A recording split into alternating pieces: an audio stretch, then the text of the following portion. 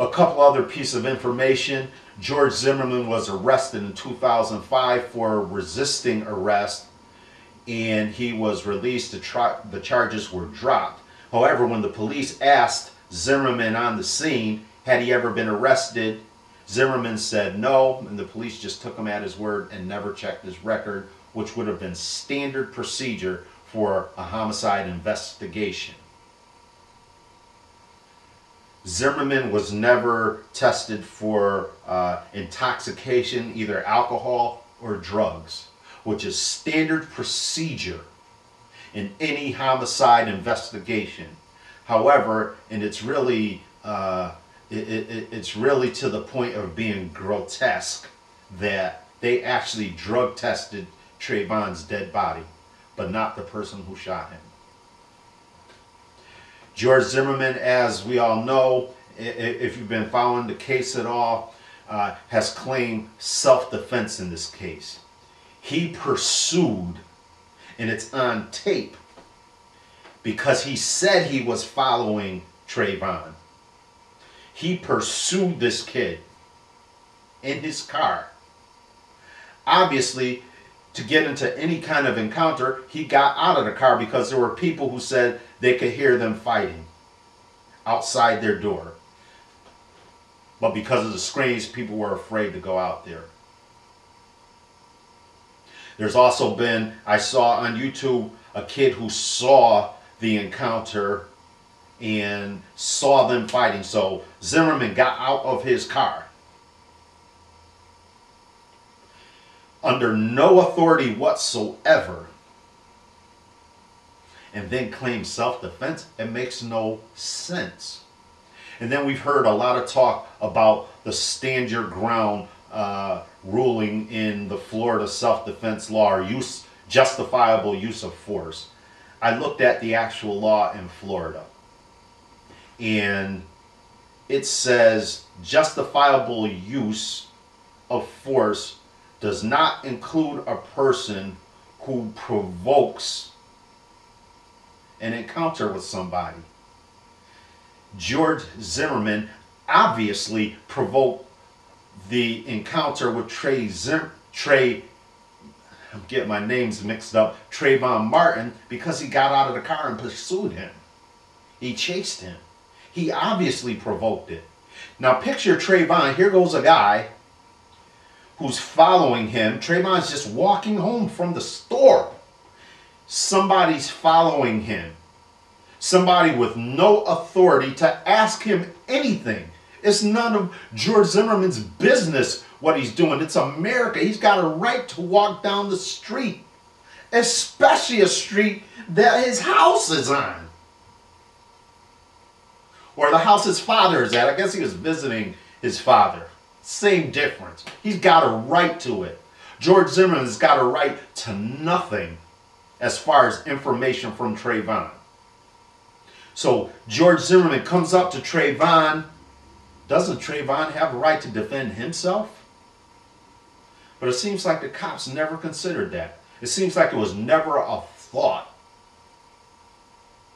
that Trayvon had a right to defend himself from some guy who is probably a cop wannabe.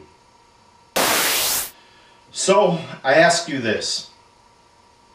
How many black young men have to be killed before we get tired of it in this country and do something about it?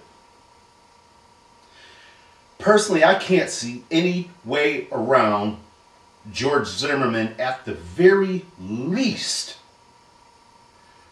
racially profiling Trayvon Martin and pursuing him specifically because he was black.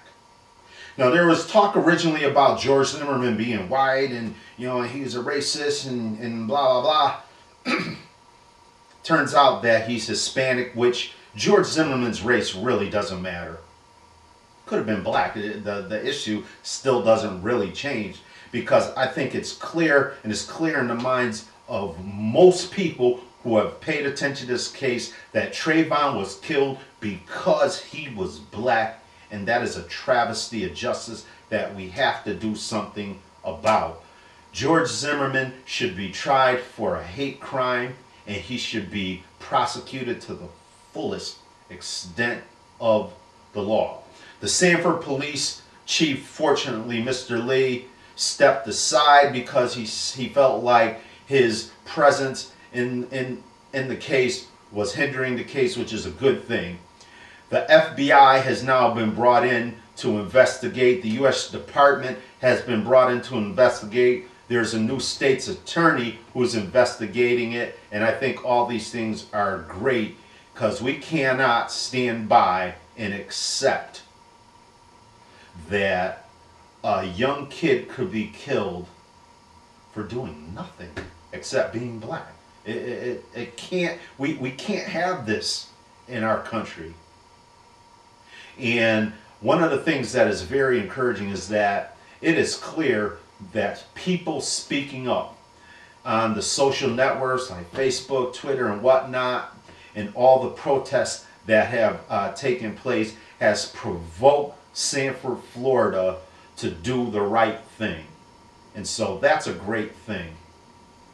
Our government is supposed to work for us, and it will only do that if we stand up and let our voices be heard and make our government work for us.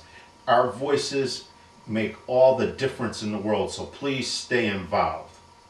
I will absolutely be following up on this story some more, and I'll be doing some more upbeat stuff as we get into the season 2. So that's what it is.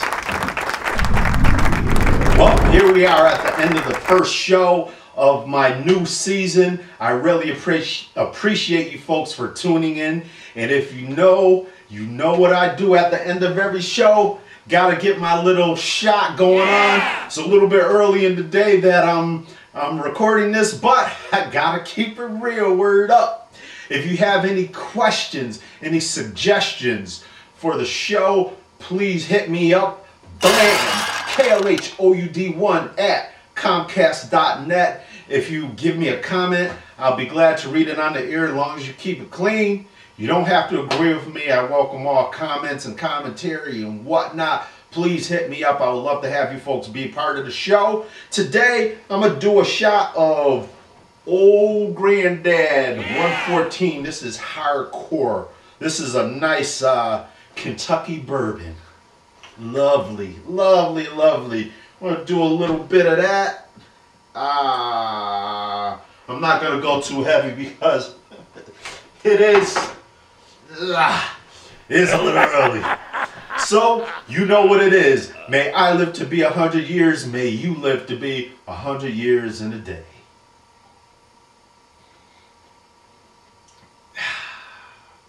Thanks for watching. Peace.